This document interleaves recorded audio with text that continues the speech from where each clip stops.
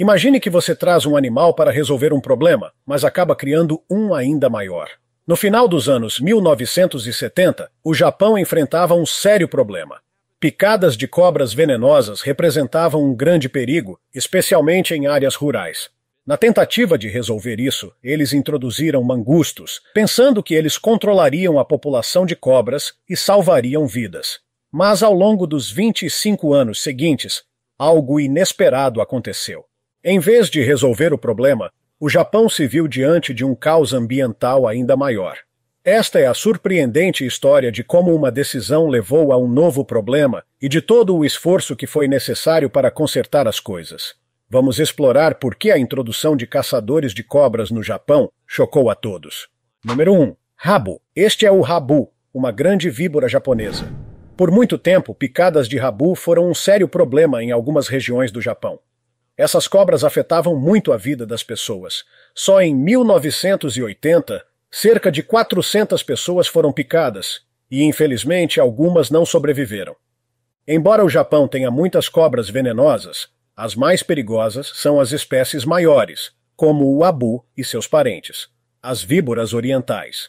Essas cobras pertencem à mesma família das cascavéis e das víboras puff, e seus primos distantes incluem cobras coral e cobras. Então você pode imaginar o desafio que os japoneses enfrentavam, e isso acontecia com bastante frequência. Com cobras tão perigosas vivendo por perto, as pessoas corriam o risco constante de serem picadas, tornando essas cobras venenosas uma grande preocupação por muitos anos. Número 2. Mangusto. Você provavelmente já adivinhou de que animal estamos falando. O mangusto. Em 1979, cerca de 30 mangustos indianos pequenos foram trazidos para a ilha de Amami Oshima para ajudar a resolver problemas locais.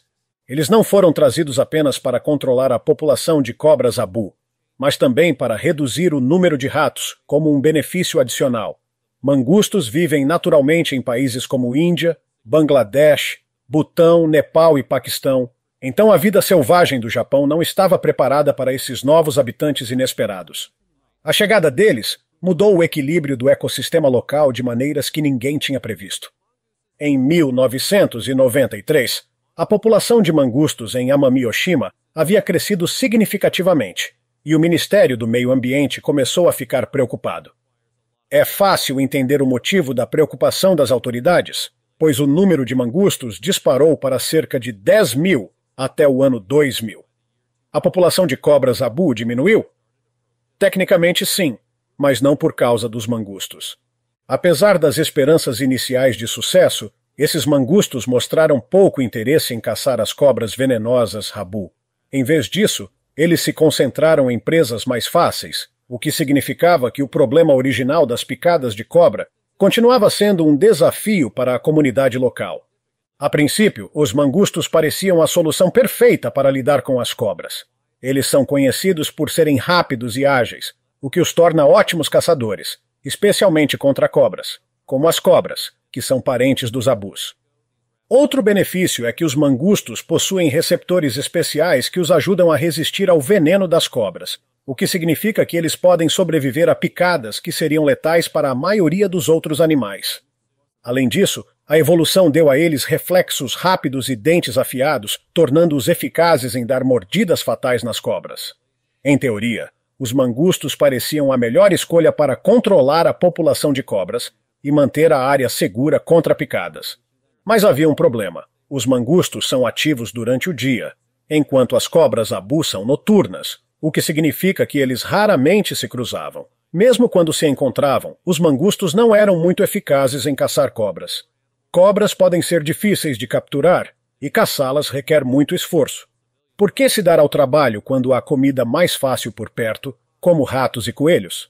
É como escolher entre uma refeição gourmet difícil e um fast food, exceto que a refeição gourmet pode contra-atacar. Assim, apesar de suas habilidades como caçadores de cobras, os mangustos acabaram sendo completamente inúteis para o trabalho para o qual foram trazidos. Enquanto isso, os mangustos tiveram muito sucesso na reprodução. Até o ano 2000, o governo japonês iniciou um programa para reduzir sua população. Desde então, cerca de 32 mil mangustos foram capturados. A última captura registrada aconteceu em abril de 2018. e não houve novos casos desde então. Isso levou especialistas a declararem que a população de mangustos em Amami-Oshima foi completamente erradicada. O Ministério do Meio Ambiente anunciou esse sucesso com entusiasmo, embora os mangustos provavelmente não compartilhem dessa alegria. Número 3. O plano do Japão para erradicar os mangustos. Mas como o Japão conseguiu se livrar dos mangustos invasores? A jornada não foi fácil. A princípio, armadilhas foram colocadas ao longo das estradas, mas elas não funcionavam bem, pois raramente atraíam os mangustos. Logo ficou claro que era necessária uma estratégia mais completa. Eventualmente, começaram a usar armadilhas especialmente projetadas, iscas tóxicas e substâncias atrativas que atraíam os animais pelo cheiro. Eles também utilizaram diferentes técnicas de monitoramento, incluindo cães farejadores. Essa abordagem multifacetada provou ser eficaz e fez uma grande diferença no controle da população de mangustos. Em um gráfico que mostra a população de mangustos, a linha ilustra a queda no número de indivíduos, enquanto as barras indicam o aumento no número de armadilhas instaladas. Essas novas armadilhas foram projetadas especificamente para os mangustos, garantindo que outros animais não fossem capturados. A população local também desempenhou um papel crucial nesse esforço. Desde 2005, equipes de caçadores de mangustos, formadas por moradores e voluntários, têm percorrido as florestas e montanhas, dedicando inúmeras horas à captura dos mangustos. O trabalho árduo deles contribuiu significativamente para o sucesso do programa de erradicação. Agora você pode estar se perguntando, por que todo esse esforço foi necessário? Não poderiam simplesmente ter deixado os mangustos em paz? Claro, eles não eram nativos da ilha, mas era realmente necessário ir tão longe para se livrar deles? A resposta é sim. Em vez de ajudar a controlar a população de cobras, como se esperava, os mangustos começaram a atacar as espécies nativas da ilha, incluindo o coelho amami e outros animais locais. Amami-Oshima é uma ilha subtropical e um patrimônio mundial da Unesco, o que significa que ela abriga muitas espécies raras e vulneráveis. Os mangustos, especificamente, visaram o coelho amami, que agora está em perigo de extinção. Isso tornou a remoção dos mangustos não apenas necessária, mas crucial para preservar o ecossistema único da ilha. Esses coelhos amami são frequentemente chamados de fósseis vivos, porque são os últimos sobreviventes de uma antiga espécie de coelhos asiáticos. Há muito tempo, esses coelhos viviam no continente, mas agora existem apenas em 2 pequenas ilhas. Infelizmente, os mangustos reduziram drasticamente as chances de sobrevivência desses coelhos. Além disso, os mangustos impactaram severamente as populações de ratos de Ryukyu, que agora estão em risco de extinção. Ao todo, cerca de 15 espécies nativas foram prejudicadas pela introdução dos mangustos, que inicialmente foram trazidos com boas intenções. O setor agrícola também enfrentou desafios por causa dos mangustos. Esses animais atacavam facilmente aves de fazenda, comiam frutas dos campos e até espalhavam doenças para o gado. Em apenas 20 anos, o habitat dos pequenos animais encolheu em 40%. Tornou-se claro que introduzir mangustos nas pequenas ilhas japonesas foi extremamente prejudicial. Ilhas são ecossistemas únicos, lar de espécies que não estão acostumadas a lidar com predadores e que não sabem como se defender. A chegada de um novo predador causaria problemas em qualquer lugar, mas as ilhas são particularmente vulneráveis. E se esse predador for o mangusto, conhecido por comer praticamente qualquer coisa que conseguir pegar, o dano se torna ainda pior. Número 4. Controle de espécies invasoras e lições aprendidas. A situação em Amami-Oshima destacou a importância de considerar cuidadosamente antes de introduzir novas espécies em ecossistemas insulares frágeis. Foram necessários quase 25 anos para eliminar os mangustos e quase 50 anos para concluir todo o projeto. Embora eliminar tantos mangustos possa parecer cruel, o Japão tomou a decisão certa ao proteger as espécies locais. Espécies invasoras podem causar danos sérios se forem deixadas sem controle. E se você não agir cedo, torna-se muito mais difícil removê-las depois, às vezes até impossível. O sucesso do Japão em erradicar os mangustos em Amami-Oshima é impressionante, especialmente porque é um dos apenas 9 casos no mundo em que mangustos foram completamente removidos. É também o único caso em que isso foi alcançado em uma ilha de tamanho tão grande. Esta experiência demonstra a importância de agir rapidamente ao lidar com espécies invasoras para proteger a vida selvagem nativa e manter a saúde de ecossistemas únicos como os encontrados em Amami-Oshima. Para você ter uma ideia, as picadas de cobra rabu tornaram-se um problema bem menor. Em 2020, o número de picadas caiu para cerca de 60 por ano. No entanto, essa melhoria não aconteceu por causa dos mangustos. Em vez disso, as pessoas começaram a tomar mais medidas preventivas e os antídotos se tornaram mais acessíveis, o que ajudou a evitar fatalidades. Desde 1992, não houve uma única morte relatada por picada de abu. Um gráfico mostra claramente esse progresso, com barras pretas representando os casos em que os antídotos foram administrados. A situação geral melhorou drasticamente, mostrando como é importante ter cuidados médicos adequados e educação disponíveis. Embora os mangustos não tenham sido a solução, os esforços feitos pela comunidade certamente tiveram um impacto positivo na redução de picadas de cobras e na segurança das pessoas. No entanto, a batalha contra as espécies invasoras ainda não terminou. Os mangustos ainda existem em outras ilhas, e as lições aprendidas em Amami-Oshima estão sendo aplicadas em outras partes do Japão. Por exemplo, uma equipe de especialistas foi enviada para o norte de Okinawa, onde também foram avistados mangustos. Há uma chance real de que mangustos de Okinawa possam invadir Amami-Oshima novamente, forçando o Japão a reiniciar seus esforços. Os mangustos foram introduzidos em Okinawa durante a Era Meiji, cerca de 70 anos antes de serem trazidos para Amami-Oshima. 17 mangustos foram soltos naquela época, e as condições em Okinawa são mais adequadas para eles, com um clima mais quente e um habitat semelhante à sua região natural.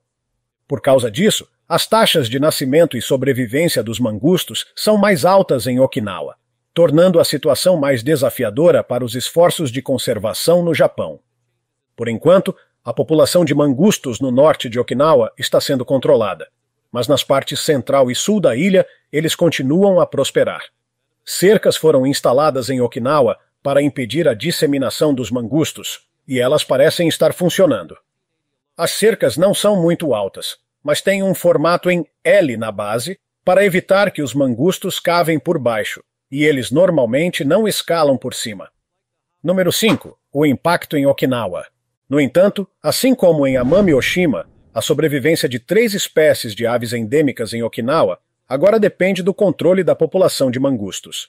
Se a história de trazer mangustos para controlar pragas parece familiar, você está certo.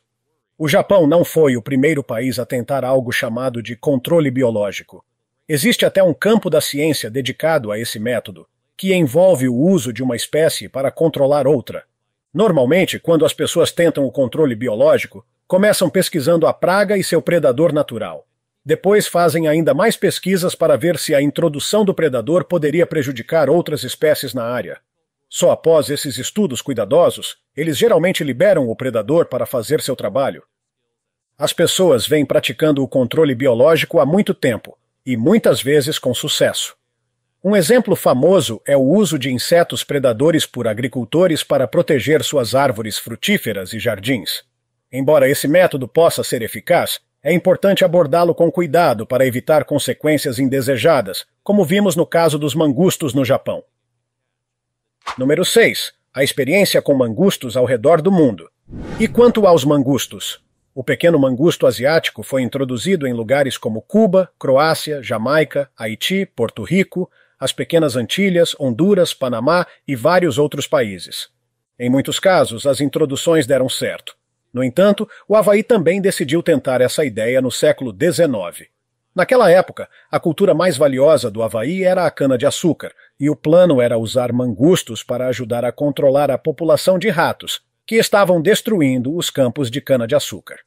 Do meio do século XIX até o início do século XX, as plantações de açúcar havaianas enfrentaram um grande problema com ratos, que adoravam roer os caules doces da cana. Os ratos causavam muitos danos, e os donos das plantações estavam desesperados por uma solução. Em 1872, esses fazendeiros encontraram um artigo sobre como os produtores de açúcar do Caribe usavam mangustos para controlar o problema dos ratos. A ideia parecia simples: trazer mangustos da Índia para comer os ratos e resolver o problema. Número 7. O fracasso no Havaí. Então, na década de 1880, os plantadores havaianos importaram 72 mangustos da Jamaica para a Ilha Grande. Seus filhotes foram enviados posteriormente para plantações em outras ilhas, incluindo Maui, Molokai e Oahu, na esperança de resolver de uma vez por todas o problema dos ratos. Mesmo naquela época, algumas pessoas na Ilha Grande estavam céticas em relação ao plano com os mangustos. Eles achavam que mais pesquisas eram necessárias para ver como os animais se comportavam no Caribe antes de trazê-los para o Havaí. Infelizmente, ninguém deu ouvidos a esses céticos, e logo o grande erro do plano ficou claro. Os ratos são noturnos, ou seja, são ativos apenas à noite, enquanto os mangustos são diurnos, ou seja, ativos durante o dia. Isso significava que raramente se encontravam. Em vez de resolver o problema dos ratos, os mangustos começaram a atacar as espécies nativas havaianas, especialmente as aves e tartarugas.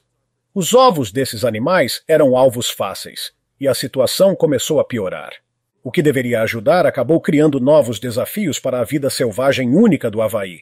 A situação piorou à medida que as espécies nativas foram sendo extintas. O governo acabou instalando barreiras para manter os mangustos fora das reservas naturais, mas parecia que o Havaí tinha perdido a chance de agir a tempo. Hoje, controlar a população de mangustos no Havaí tornou-se muito difícil, quase impossível. Os mangustos são responsáveis pela extinção de pelo menos 8 espécies de aves nativas no Havaí, muitas das quais estavam na lista federal de espécies ameaçadas de extinção. Isso criou um grave problema para a vida selvagem única da ilha, pois esses animais agora estão perdidos para sempre devido à introdução dos mangustos. Número 8. As falhas de controle biológico no Caribe. Curiosamente, o governo havaiano não chama a introdução dos mangustos de controle biológico, porque os animais não passaram por uma avaliação de impacto ambiental antes de serem trazidos. O Havaí não foi o único lugar a enfrentar problemas após a introdução de mangustos. Em 1872, um colonizador britânico trouxe mangustos para sua plantação de açúcar na Jamaica para lidar com o problema dos ratos. Mas, em vez de comer os ratos, os mangustos se espalharam por toda a ilha, fazendo com que as populações locais de aves e répteis caíssem. Com menos animais para comerem insetos e outras pequenas criaturas, houve um surto de carrapatos, tornando a situação ainda pior. O colonizador reclamou com as autoridades britânicas, mas elas ignoraram suas preocupações, alegando que a natureza se equilibraria sozinha. Spoiler: isso não aconteceu. A introdução dos mangustos causou sérios danos aos ecossistemas únicos da Jamaica. A experiência do Havaí, assim como a da Jamaica, serve como uma lição de como introduzir espécies não nativas sem a pesquisa adequada pode ter consequências desastrosas para os ecossistemas locais. Nas ilhas do Caribe, uma história semelhante aconteceu. Em 4 pequenas ilhas no Mar do Caribe, os lagartos terrestres de San Croix se espalhavam entre as folhas caídas, lutando e forrageando para sobreviver. Infelizmente, esses lagartos foram completamente extintos na ilha que leva seu nome, San Croix, devido a 2 grandes ameaças: a introdução de mangustos famintos e o desenvolvimento de terras. Em 2 ilhas costeiras vizinhas, apenas cerca de 400 lagartos conseguiram sobreviver, sendo os poucos sortudos que escaparam de serem comidos. Número 9. Esforços de conservação e esperança no Caribe. Felizmente, pessoas levantaram o alerta a tempo, e esforços de conservação começaram, movendo os lagartos para áreas mais seguras. Graças a esses esforços, a população dos lagartos cresceu para cerca de 3.000 indivíduos. Cientistas estão trabalhando arduamente, não apenas para prevenir a extinção desses lagartos resilientes, mas também para devolvê-los à ilha que deu nome à espécie, dando-lhes a chance de reivindicar seu habitat original. Esse trabalho é essencial para preservar a vida selvagem única do Caribe e garantir a sobrevivência desses lagartos especiais. Agora, um fato curioso. Uma ideia de 4.000 anos. Em um estudo recente sobre tumbas com mais de 4.000 anos de idade no Egito, pesquisadores encontraram uma descoberta fascinante. Um desenho que mostra uma pessoa conduzindo um animal que se parece muito com um mangusto preso a uma coleira. Essa é a única imagem desse tipo descoberta na arte egípcia, e ela claramente mostra tanto a coleira quanto a correia. Embora os mangustos nunca tenham sido totalmente domesticados por meio de reprodução controlada, algumas culturas mantinham-nos como animais de estimação. O motivo principal para isso era ajudar a controlar pragas, como cobras, ratos e camundongos, que podiam causar problemas em casas e fazendas. Esse desenho antigo oferece um vislumbre de como os mangustos eram valorizados há muito tempo. Curiosamente, os cientistas acreditam que o mangusto mostrado na tumba poderia ter sido usado para espantar aves, facilitando a caça. Há até um debate sobre uma segunda coleira no desenho. Alguns acreditam que ela está presa a um cachorro, enquanto outros pensam que poderia estar presa a um bode sem chifres. Esse desenho acrescenta mais a nossa compreensão de como os antigos egípcios poderiam ter interagido com os animais em sua vida cotidiana. Número 10. Mangustos no Sri Lanka. Falando em mangustos assumindo papéis surpreendentes, no Sri Lanka, onde normalmente cães são usados para farejar substâncias ilegais, surgiu uma ideia nova: usar mangustos em vez disso. Os locais confiam nos mangustos há gerações para espantar cobras das suas fazendas. Então, por que não treiná-los para detectar itens ilegais? Um subsídio de $50 mil foi concedido para um projeto piloto, e um especialista foi contratado.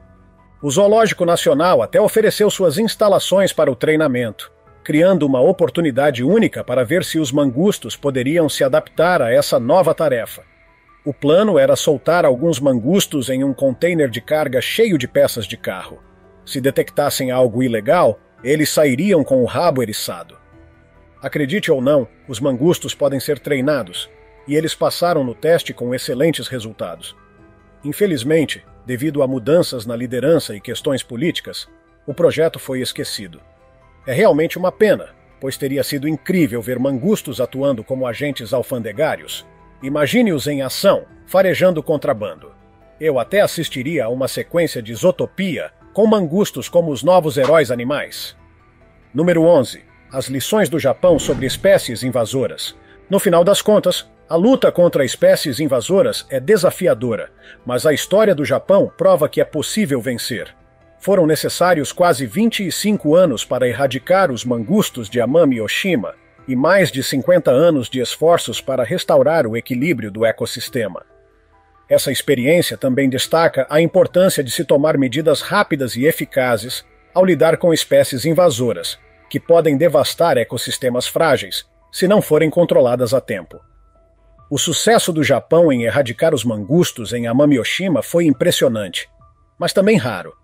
São poucos os casos em que uma espécie invasora foi completamente eliminada de um ecossistema insular tão grande. Esse exemplo nos ensina a importância de ser extremamente cauteloso antes de introduzir espécies exóticas em novos habitats.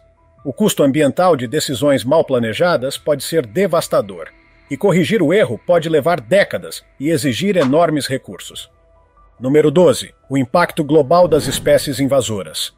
Além do Japão, a experiência com mangustos ao redor do mundo, do Havaí ao Caribe, mostra o perigo de subestimar o impacto de espécies invasoras. Muitas vezes, introduções como essa são feitas com boas intenções, mas sem pesquisas adequadas, levando a consequências desastrosas para a biodiversidade local.